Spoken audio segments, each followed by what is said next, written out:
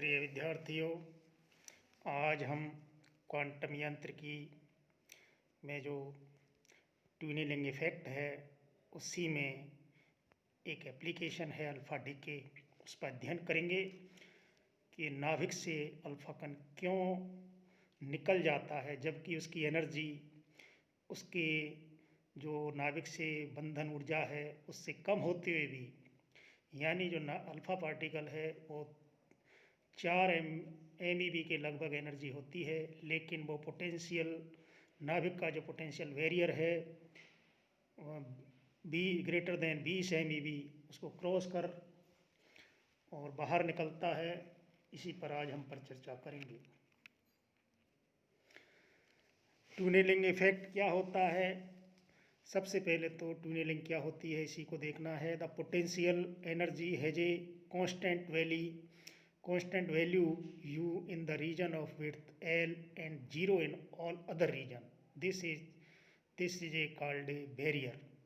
तो बैरियर जो होता है, जो उसको आप इस तरह परिभाषित करते हैं कि एक ऐसा पोटेंशियल होता है, यहाँ पर कांस्टेंट पोटेंशियल होता है, लेकिन उसकी जो विड्थ है एल और उसके अलावा वो 0 होता है एल्सवेयर, जैसा कि चित्र में हम देख पा रहे हैं।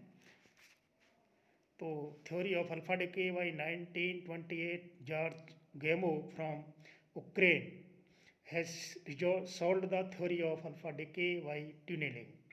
The alpha particle is trapped in a potential well by nucleus. यानी अल्फा पार्टिकल जो है वो आपके न्यूक्लियस के पोटेंशियल में ट्रैप रहता है, बंधा रहता है। Classically it is forbidden to escape, but मतलब ये क्लासिकली असंभव है कि वो उससे निकल पाए, but according to the new discovery principle of quantum mechanics it has a tiny probability of tunnelling through the barrier and appearing on the other side to the escape the nucleus. लेकिन quantum यांत्रिकी हमें probability of ट्यूनेलिंग, यानी उसकी जो ट्यूनेलिंग की जो probability है उस बैरियर को पार करने की, वो हमें क्वांटम यांत्रिकी में दिखती है। उसी ट्यूनेलिंग इफेक्ट के द्वारा हम इसके जो अल्फा डिके है उसको एक्सप्लेन करते हैं।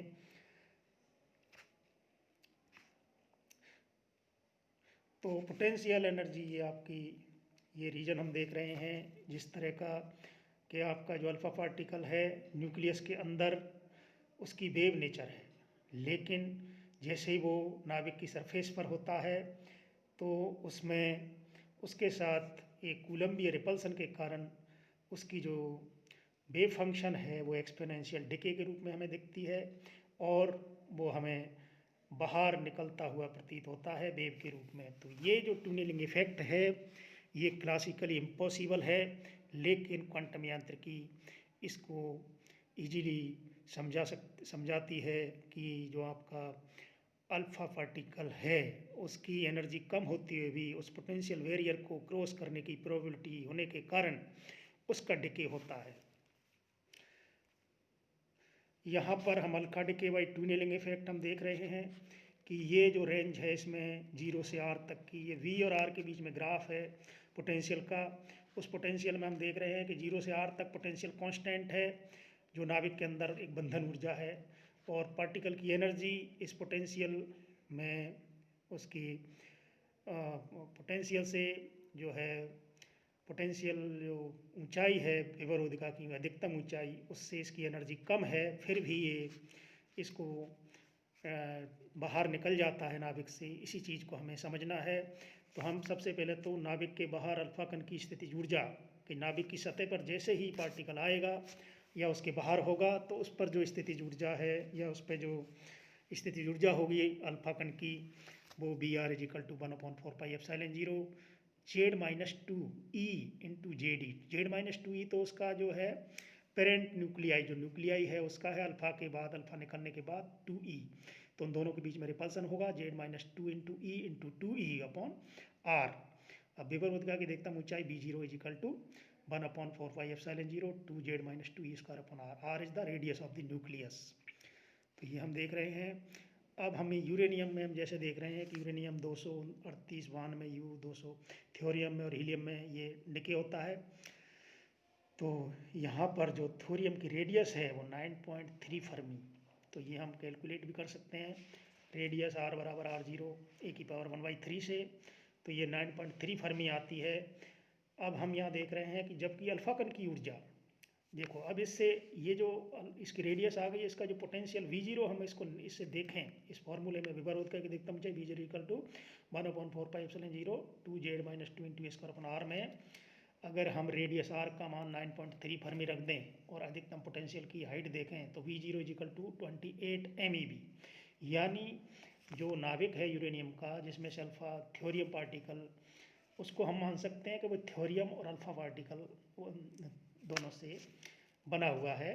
तो इसमें जो अल्फा पार्टिकल है एक तरीक़ा से इसमें अटैच है, लेकिन पोटेंशियल एनर्जी की जो हाइट है इसके न्यूक्लियस में जो पोटेंशियल है 28 MeV, यानी 28 MeV का पोटेंशियल वेरियर है, जबकि अल्फा कण की ऊर्जा 4 MeV से 10 MeV होती है, यानी अल्फा कण की ऊर्जा इस पोटेंशियल वेरियर से काफ़ी कम है, वो 28 है और ये 4 है। तो इससे क्लासिकली वो संभव नहीं है, वो इतनी हाइट को किसी भी हाल में क्रॉस नहीं कर सकता पोटेंशियल की इस हाइट को, लेकिन उसकी नेचर जो है तरंग नेचर है और उसी के कारण वो इस पोटेंशियल वेरियर को उसको ट्रांसमिट कर जाता है, उसको परिच्छेदन करके और बाहर निकल जाता है। इसी को हम टनलिंग इफेक्ट कहेंगे, इसी के आधार पर एक्सप्लेन करेंगे इसको।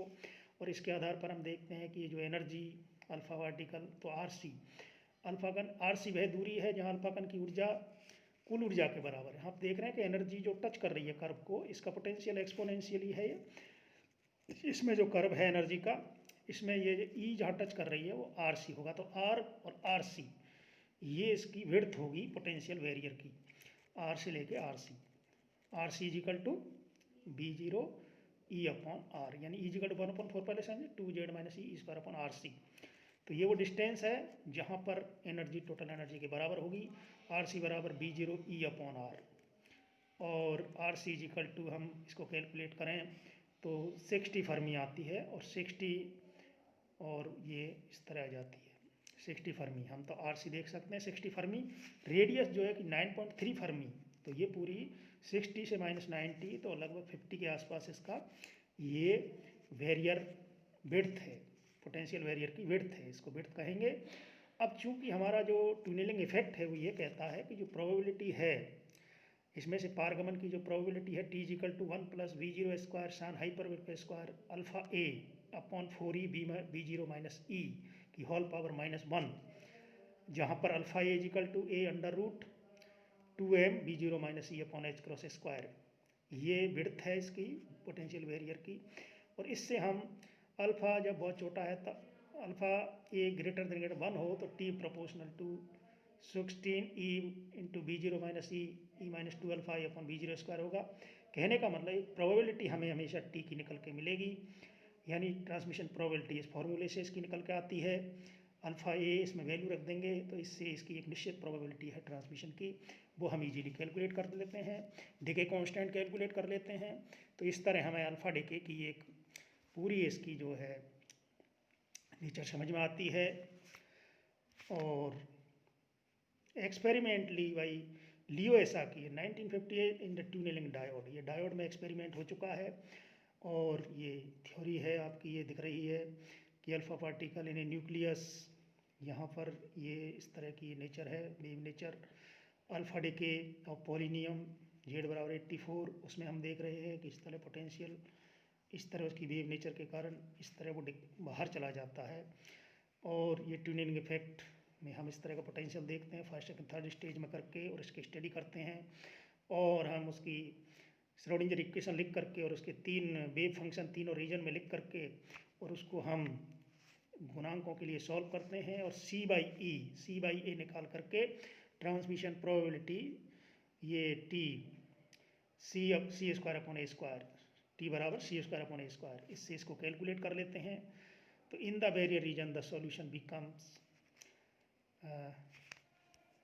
ये तो George Gamow use tunnelling to एस्पर डिके इन यूरेनियम 238, ये जॉर्ज गेमो ने किया था, ये हम बस पहले ही बता चुके। तो इस तरह हम देख रहे हैं कि ये अल्फ़ा डिके का जो कॉन्सेप्ट है ये पूरा क्लियर होता है। और इसमें अगर हम इस पे न्यूमेरिकल की भी बात करें तो न्यूमेरिकल में आप देख सकते हैं कि एक beam of electron of energy 10 electron volt is incident on the potential barrier height 20 EB and width 5 angstrom. Find the transmission coefficient for the electron beam. हम ये देख रहे हैं कि कोई बीम है 10 इलेक्ट्रॉन वोल्ट एनर्जी की और वो बैरियर हाइट उसके लिए 20 इलेक्ट्रॉन वोल्ट है और विड्थ जो पोटेंशियल बैरियर है उसकी विड्थ है 5 एंगस्ट्रॉम। तो क्या इसको ये ट्रांसमिशन कर पाएगा? बिल्कुल। इसकी जो प्रोबेबिलिटी इसमें निकाली गई है कि B0 दे दिया, E दे दिया, E दे दिया, ये अल्फ़ा निकाल दिया इससे फिर अल्फ़ा ए निकल गया और इससे टी निकाला है, टी बराबर इस फॉर्मूले में रख करके, और ये 4.4 इंटू 10⁻⁷ ये इसकी प्रोबेबिलिटी है इसको पार करने की। इस तरह हम देख रहे हैं कि कम एनर्जी का जो है बीम है वो आपके पोटेंशियल को क्रॉस करती हुई बाहर चली जाती है इलेक्ट्रॉन की, क्योंकि इलेक्ट्रॉन की नेचर वेव नेचर है। इसलिए इसका आज हम स्पेशली समझ सकते हैं कि पोटेंशियल जो ट्यूनलिंग इफेक्ट है वो आपकी ईजीली अल्फा डिके को एक्सप्लेन करता है। आज इतना ही, धन्यवाद।